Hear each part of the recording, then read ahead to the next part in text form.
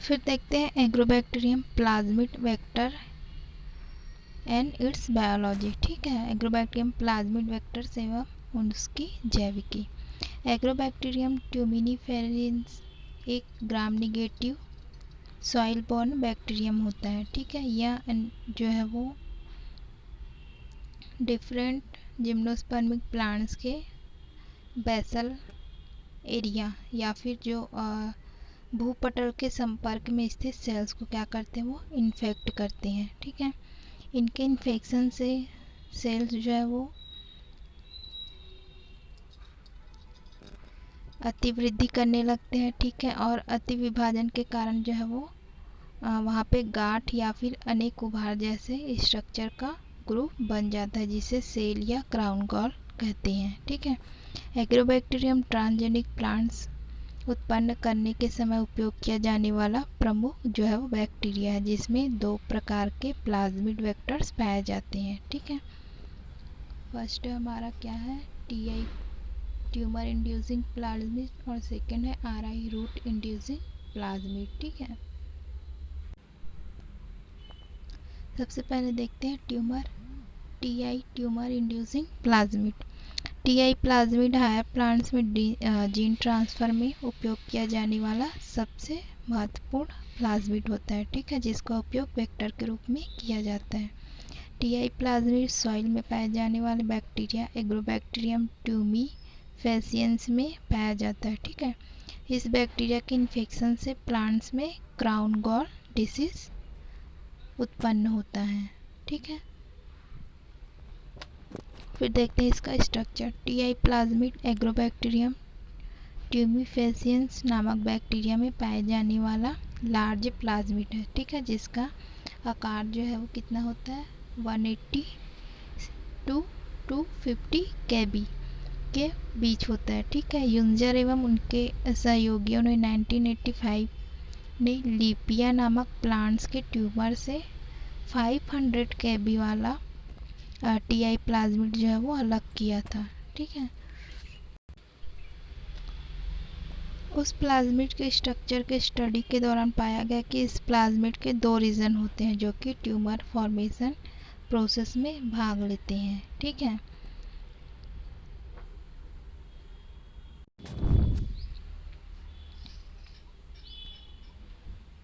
ये हमारा टीडीएनए। ठीक है, region transfer to plant genome in crown gall cells. ठीक है, और ये हमारा नॉर्मल टी प्लाज्मिड है। ठीक है,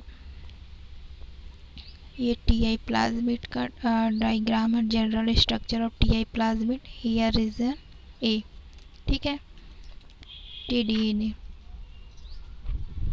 ए हमारा क्या शो कर रहा है, टीडीएनए को। ठीक है, रीजन बी हमको क्या शो कर रहा है, ओरिजिन ऑफ रेप्लिकेशन। ठीक है, ओरिजिन ऑफ रेप्लिकेशन या ORI को शो कर रहा है। ठीक है, सी हमारा किसको शो कर रहा है,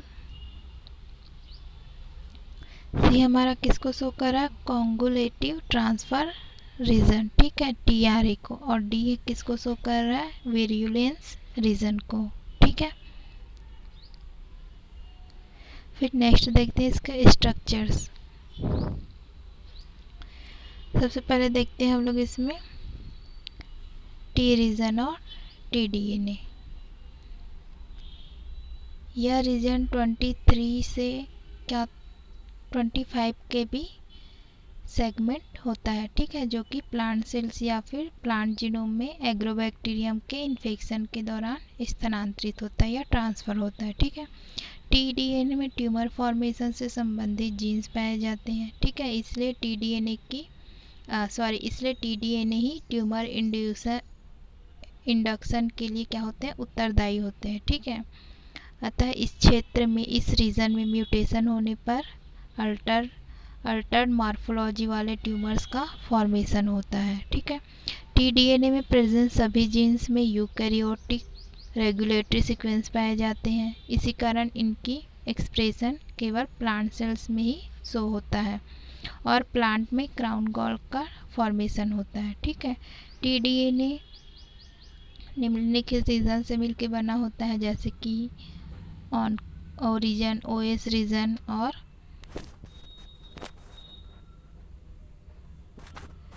VIR रीजन,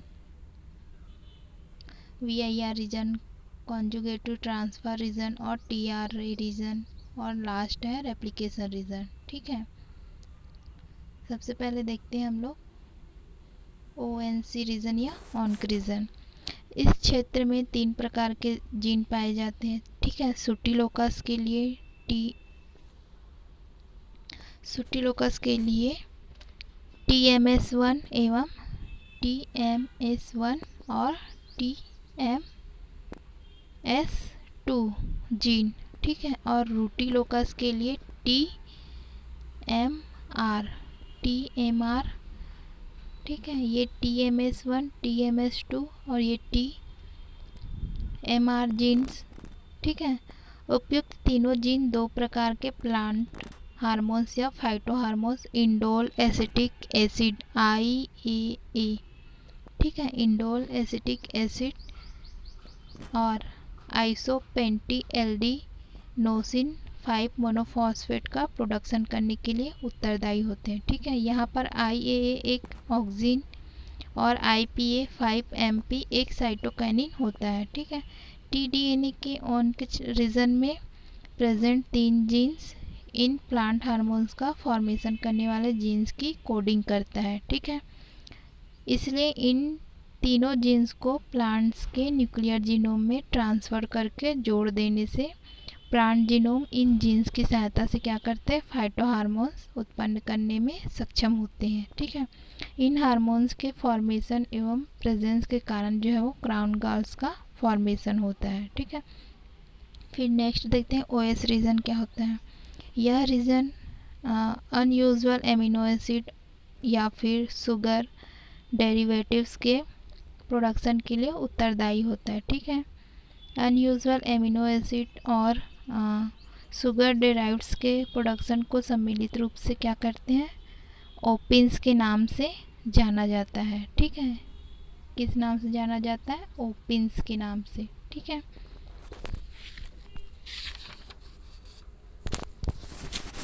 ओपिन्स का निर्माण आर्जिनिन एवं पायरुवेट जैसे कंपाउंड से होता है। ठीक है, जो कि प्लांट सेल्स में पाए जाते हैं। ये ओपिन्स 2 प्रकार के होते हैं, ऑक्टोपिन और नेपोलिन। ऑक्टोपिन और नेपोलिन। ठीक है, इन दोनों प्रकार के ओपिन्स के फॉर्मेशन के लिए उत्तरदायी एंजाइम्स का फॉर्मेशन जो है वो TDNA के द्वारा ही किया जाता है। ठीक है, फिर नेक्स्ट देखते हैं VIR रीजन। यह रीजन प्लांट जीनोम में TDNA के ट्रांसफॉर्मेशन की क्रिया में मध्यस्थ की भूमिका निभाता है। ठीक है, यह वेरुलेंस या फिर क्राउन गॉल या रोमिल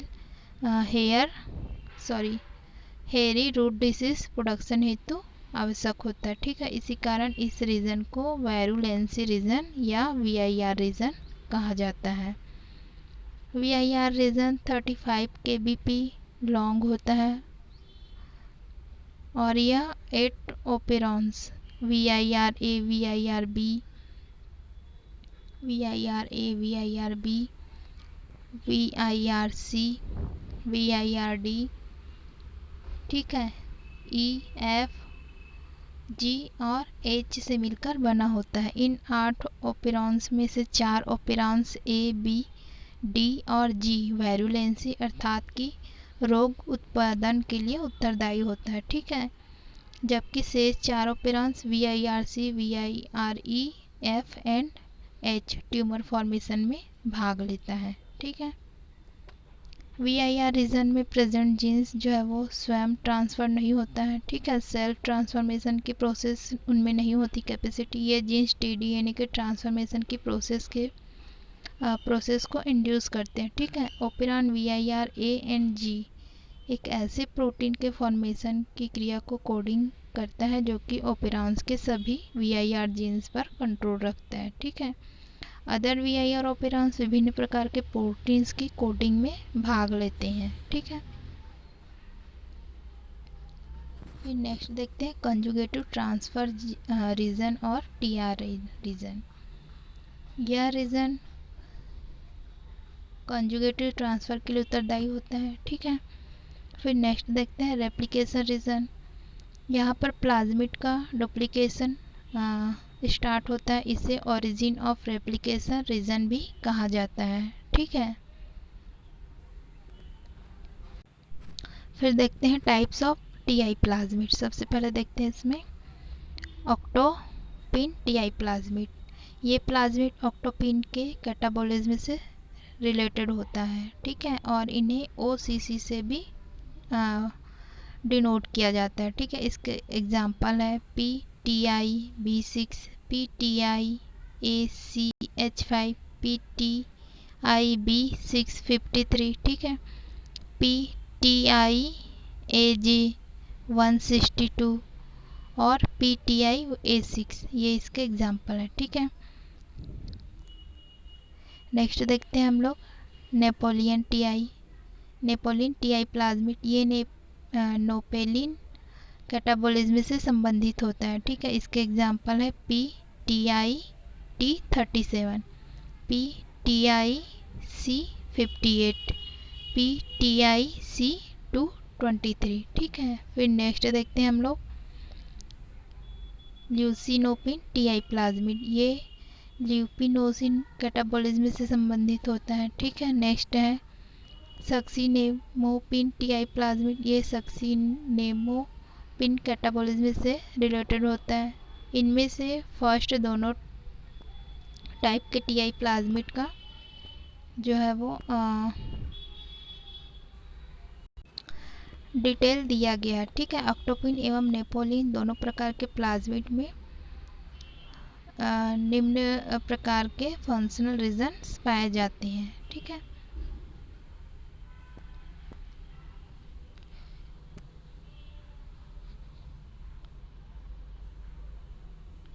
इसमें जो फर्स्ट डायग्राम है वो क्या है, नेपोलिन टीआई प्लाज्मिड। ठीक है, एग्जांपल है इसका PTI-C58। सेकंड डायग्राम क्या शो कर रहा है, ऑक्टोपिन टीआई प्लाज्मिड को, जिसका एग्जांपल है PTI-ACH5। ठीक है, इसमें ऑन्कोजीन एवं ओपिन फॉर्मेशन करने वाले जीन्स जो है वो पाए जाते हैं। ठीक है, tDNA के होस्ट प्लांट के जीनोम में ट्रांसफ़र होता है। ठीक है, VIR रीजन,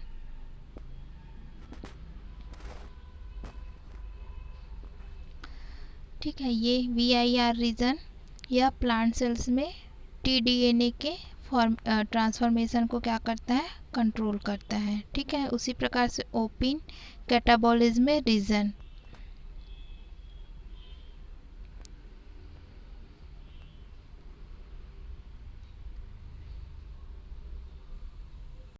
उसी प्रकार से ओपिन कैटाबॉलिज्म रीजन, यह रीजन जो है वो एग्रोबैक्टीरियम के उपयोग के लिए आवश्यक एंजाइम्स का फॉर्मेशन करता है। ठीक है, फिर नेक्स्ट कॉन्जुगेटिव ट्रांसफ़र रीजन। ठीक है, कॉन्जुगेटिव ट्रांसफ़र रीजन,